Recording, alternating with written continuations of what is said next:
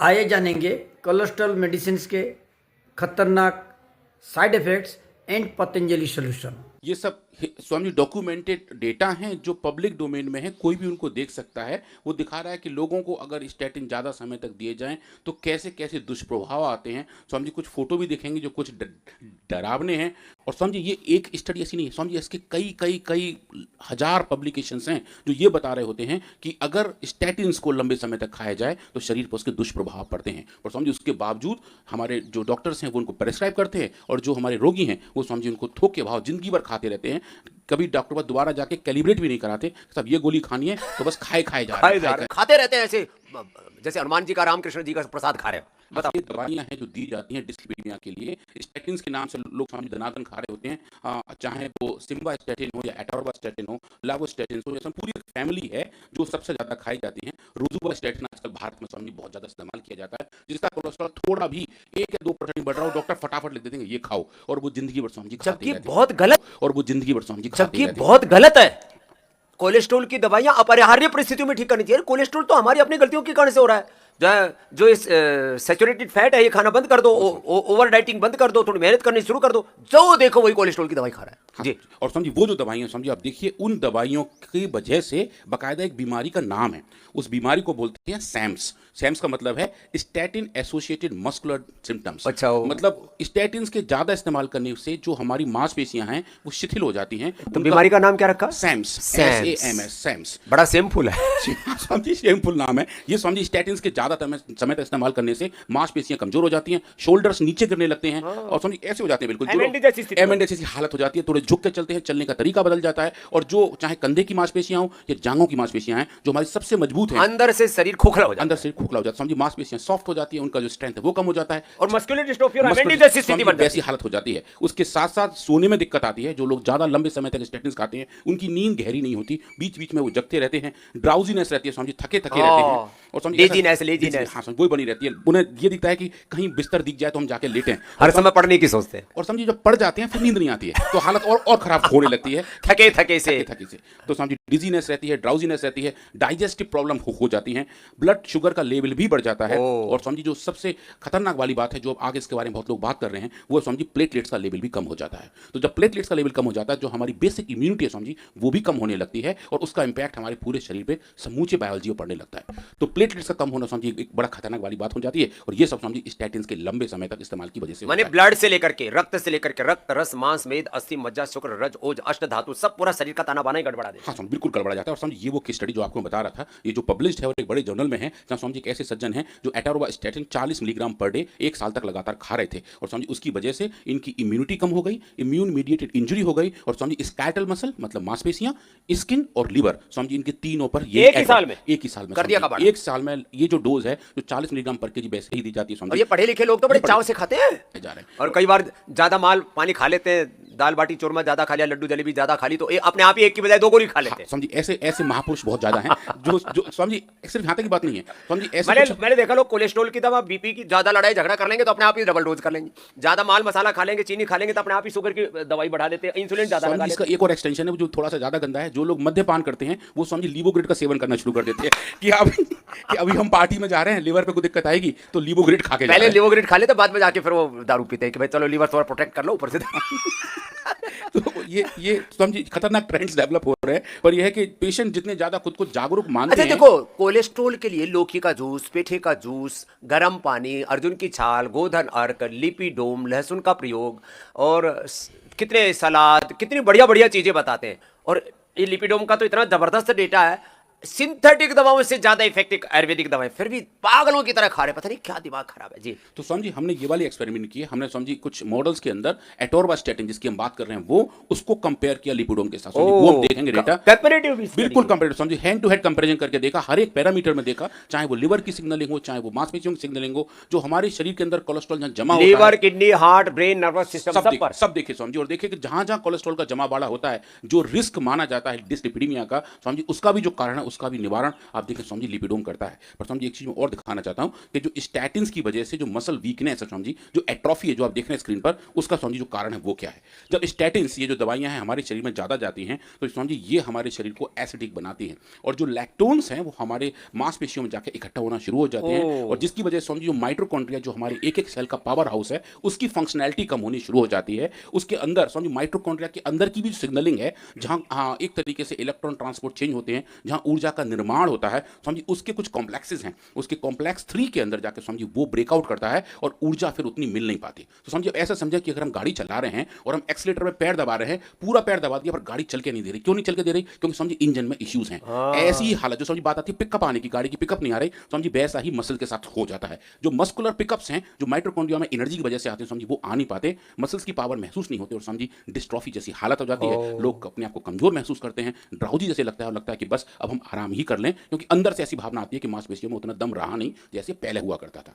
अब स्वामी जी इसमें एक और कॉम्प्लिकेशन है, वो ये है कि ये जो बीमारी है स्वामी जी ये जनरली 40 साल के एज के आसपास होती है। तो स्वामी जब इसके लोग दवाई लगभग 1-2 साल खाते हैं तो उसके बाद मसल्स की पावर कम लगती है तो उनको ऐसा लगता है कि ये मेरी एजिंग हो रही है, उन्हें लगता है कि उम्र बढ़ रही है इसलिए ताकत कम हो रही है, उम्र का प्रभाव है। हाँ, पर जबकि उम्र का प्रभाव नहीं होता स्वामी जी, ये जो प्रभाव दवाइयों है, का दुष्प्रभाव है। तो मन से लोग ऐसी भावना बना लेते हैं कि अब तो बूढ़े हो ही रहे हैं, अब ताकत कब तक रहेगी। तो वो जो ताकत है स्वामी जी वो अच्छी खासी नेचुरल है, पर जो दवाइयां हैं जो लंबे समय तक खाई जा रही हैं वो स्वामी जी मसल्स को हमने तो वो थोड़े कॉम्प्लिकेशंस हैं। तो स्वामी जी इसमें मन की भावनाओं की भी उतनी वैल्यू है और जो क्वालिटी ऑफ लाइफ की बात है, जो जीवन की गुणवत्ता है, वो स्वामी जी इनकी वजह से खराब होने लगती है, वो भी एक क्रिटिकल सी बात है। तो दवाइयां बीमारी को के सिम्टम को शायद ब्लड के टेस्ट में अच्छा इंपैक्ट दिखा रहे हो, पर स्वामी जी अंदर से जो पूरा ताना बाना है वो स्वामी जी इंपैक्ट होना शुरू हो जाता है और वो सही तरीके से रखना बहुत ऊपर से ब्लड की रिपोर्ट देख लेते हैं और राजी हो जाते हैं कि हमारा कोलेस्ट्रॉल कंट्रोल में है, लेकिन भीतर से शरीर पूरा जर्जरित खोखला हो गया है। हाँ स्वामी जी, तो ये जो दवाइयां हैं स्वामी जी इसके साथ साथ कुछ उनके और भी कुनबे हैं जिनको हम पीपीआर गामा एगनिस्ट कहते हैं, फिब्रोड्स कहते हैं स्वामी जी, जिनके ट्राइग्लिसराइड का लेवल बढ़ा हुआ है, वो भी आप देखिए स्वामी जी वो भी यहाँ पे बनते हैं और इनको भी अगर लंबे समय तक खाया जाए तो स्वामी जी पेट में दर्द, स्टमक पेन, मसल पेन और स्वामी जी कुछ केस में तो जो पित्त की थैली है उसके अंदर स्टोन बनने का रिस्क बढ़ता है। ये और खतरनाक, तो गॉल ब्लैडर स्टोन का बनना, पहले गॉल स्टोन होते ही नहीं थे लोगों स्वामी जी को, आजकल इसीलिए हो रहे हैं क्योंकि ये लोग स्वामी जी दवा के दवाइयां खा रहे हैं, साल और साल खा रहे हैं, अपने शरीर के वजन से कई गुना दवाइयां स्वामी जी लोग खा जाते हैं। जितना अपना शरीर का भार है उससे ज्यादा वजन की तो दवाइयां खा के स्वामी और जी। इसको डॉक्टर साहब एक नया नाम दे रहे हैं। क्या नाम दे रहे हैं डॉक्टर साहब? हमने इसे नाम दिया एड्स बीमारी, एड्स कैसे? Adverse effect of drugs. अच्छा, ये नया फार्मूलेशन नई और इस परिभाषा, पर हमने जो है काफी ले लिया। Adverse effect of drugs AIDS. हाँ स्वामी ये भी मतलब जितनी दवाइयां हैं इन सब के एडवर्स इफेक्ट तो हैं। ये एड्स का नया वर्जन है। हाँ, ये एड्स का नया वाला वर्जन है। तो आप ये देखें जो एड्स है मतलब एडवर्स इफेक्ट भी हैं। और स्वामी जी एक और जो दवा है जो आजकल थोड़ी सी अलग तरीके से इस्तेमाल की जाती है वो ये है कि कोलेस्ट्रॉल का एब्जॉर्प्शन कैसे चेंज किया जाए, स्ट्रॉल का एब्जॉर्प्शन कैसे चेंज किया जाए, उसके मैकेनिज्म और एक्शन कैसे हैं और उसका एडवर्स इफेक्ट कैसा है वो आज हम देख रहे हैं। इनके भी आप देखेंगे एडवर्स इफेक्ट जो सीरियस साइड इफेक्ट है सर वो है कि लिवर फंक्शन चेंज होते हैं, मस्कुलर चेंजेस आने शुरू हो जाते हैं, टेंडरनेस बढ़ जाती है, मायोपैथी होनी शुरू हो जाती है, वो फंक्शनलिटी हमें यहाँ देखने को मिलती है। सो ये जो प्रोसेस है ये सब बताते हैं कि अगर सही तरीके से दवाइयों का सेवन किया जाए तो अच्छी बात है, पर अगर नेचुरल दवाइयों का सेवन किया जाए तो और ही अच्छी बात है। तो आज हम इसी के बारे में देखेंगे जो अलग अलग सिंथेटिक वर्ड की दवाएं हैं जो कोलेस्ट्रॉल के लेवल को कंट्रोल और रेगुलेट करती हैं। उनमें से अगर आप देखें उनके कंपैरिजन में जो आयुर्वेदिक नेचुरल ड्रग्स हैं, नेचुरल सिस्टम से डिराइव्ड है, नेचर द्वारा पैक्ड किए हुए फाइटो कंपाउंड्स हैं, उसमें से एक है लिपिडोम। आज हम उसके बारे में बात करेंगे जिसके अंदर अर्जुन है, लहसुन है, दालचीनी है, गुगुल है और एक ऐसी चीज जो पूछ स्वामी जी ने पूरी दुनिया में बहुत अच्छे से सबको बताई है, लौकी का भी एक्सट्रैक्ट इसी के अंदर है। तो ये सिर्फ 5 प्लांट्स हैं जिनके एक्सट्रैक्ट से लिपिडोम का निर्माण हुआ है और ये अर्जुन, लहसुन, दालचीनी, गुगुल और लौकी ये हमारे शरीर के अंदर कोलेस्ट्रॉल के लेवल को अच्छे तरीके से मेंटेन करके रखते हैं और जो अच्छा वाला कोलेस्ट्रॉल उसका लेवल बढ़ाते हैं और जो खराब वाला कोलेस्ट्रॉल उसका लेवल कम करते हैं। कुछ केस में बायो कन्वर्जन भी देखने को मिलते हैं। लिपिडोम को हमने टेस्ट किया, बहुत हाई डोज तक लेके गए और देखा कि ये जो सेल्स हैं इनकी साइटोसेफ्टी मतलब कि इनकी टॉलरेबिलिटी, इनकी बायो कंपैटिबिलिटी अगर आप वो देखें तो वो अच्छी मात्रा में देखें बिल्कुल अच्छे से बना रहता है, कोई भी कैसे भी डैमेज हमें नहीं दिखाई देते। ये सेल्स बहुत अच्छे से हेल्दी 100% वायबिलिटी के साथ बरकरार रहते हैं। इसके कंपैरिजन में अगर आप एटोरवास्टैटिन जिसको 80 के नाम से हम यहाँ लिखे हुए हैं, इन्हीं सेल्स को आप देना शुरू करें, इनकी भी हाई डोज तक लेके जाए 40 माइक्रोमोलर से लेके 160 माइक्रोमोलर तक, तो आप देखेंगे 80 माइक्रोमोलर के लगभग आधे से ज़्यादा सेल्स मर जाते हैं। तो ये बताते हैं कि जो नेचुरल मेडिसिन हैं उनकी बायोकम्पैटिबिलिटी, उनकी एक्सेप्टेबिलिटी सिंथेटिक मेडिसिन के मुकाबले बेटर देखने को मिलती है। और फिर उसके बाद हमने काम करना शुरू किया इन्फ्लेमेशन पे। मतलब ये जो LDL है, जो खराब वाला कोलेस्ट्रॉल है, उस खराब वाले कोलेस्ट्रॉल के जो इम्पैक्ट हैं वो किस वजह से आते हैं वो समझने बहुत जरूरी है। तो समझिए, ये जो खराब वाला कोलेस्ट्रॉल है, लो डेंसिटी लाइपोप्रोटीन LDL, इसका एक ऑक्सीडाइज फॉर्म होता है जिसको हम ऑक्स LDL कहते हैं। ये जो ऑक्स LDL है ये जाके हमारे ह्यूमन मैक्रोफेजेस में, मतलब कि जो स्पेसिफिक WBCs हैं, व्हाइट ब्लड सेल्स हैं, उनके अंदर जाके जम जाता है और वो जम के बिल्कुल ऐसा हो जाता है जैसे कि झाग बन गई हो। तो वो फोमी सेल्स दिखते हैं, ऐसा लगता है कि बहुत सारा एक हवा के छोटे छोटे बुलबुले उसके अंदर इकट्ठे हो जाते हैं और वो जाके अलग अलग जगह जमा होता है और उसकी वजह से प्लाक बनता है और उसकी वजह से रिस्क होते हैं जो स्ट्रोक का कारण बनते हैं, हार्ट अटैक का कारण बनते हैं। जो कैल्शियम डिपोजिशन की आजकल हम बात करते हैं वो भी यहीं इन्हीं की वजह से देखने को मिलता है।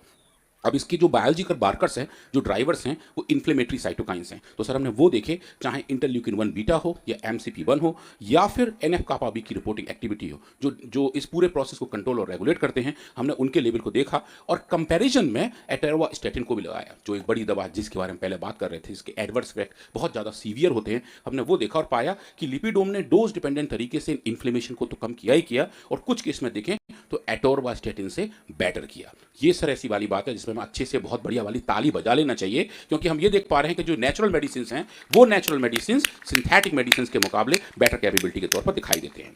फिर हमने इन सेल्स को और टेस्ट किया, इनके अंदर इमेजिंग करके देखी और पाया कि जो चेंजेस हैं, जो स्ट्रक्चरल चेंजेस हैं इन कोशिकाओं के अंदर वो कैसे हैं, चाहे वो ऑक्सीडेटिव स्ट्रेस की बात हो या फिर लिपिड लेवल की जमावाड़े की बात हो, वो कितने, हमने वो भी नापा और पाया कि जो चेंजेस ऑक्सीडाइज LDL की वजह से हो रहे हैं उनको लिपिडोम डोज डिपेंडेंट तरीके से ठीक करता है। यहाँ जो आपको रंग बिरंगे इमेजेस दिखाई दे रहे हैं, जो लोग देख पा रहे हैं, वो आप देखेंगे चाहे वो रिएक्टिव ऑक्सीजन स्पीशीज हो, ऑक्सीडेटिव स्ट्रेस हो या फिर लिपिड का लेवल हो, जो आप लाल रंग की स्टेनिंग देख रहे हैं, लिपिड मतलब फैट। तो इन कोशिकाओं के अंदर अगर फैट का लेवल बढ़ जाएगा तो ये बताएगा कि जो ऑक्सीडेटिव स्ट्रेस है उसका लेवल बढ़ रहा है। और आप देखिए वो लिपिडोम के ट्रीटमेंट से जो लाल रंग की स्टेनिंग है वो भी कम होनी शुरू हो जाती है, जो ये बताती है कि ये कोशिकाएं अच्छे तरीके से नॉर्मैलिटी की तरफ जाना शुरू हो जाती हैं जब इनको हम लिपिडोम देते हैं। तो फिर हमने इनके बाद दुनिया भर के जीन एक्सप्रेशन किए और नापा कि जो जो ड्राइवर्स हैं जेनेटिक लेवल पे वो क्या क्या चेंज कर रहे हैं, चाहे वो इन्फ्लेमेशन के मार्कर हों, एपोप्टोसिस के मार्कर हों, ऑटोफेजी के मार्कर हों या फिर जीन मूवमेंट के मार्कर हों, उन सबको हमने करके देखा और लिपिडोम के जो इम्पैक्ट थे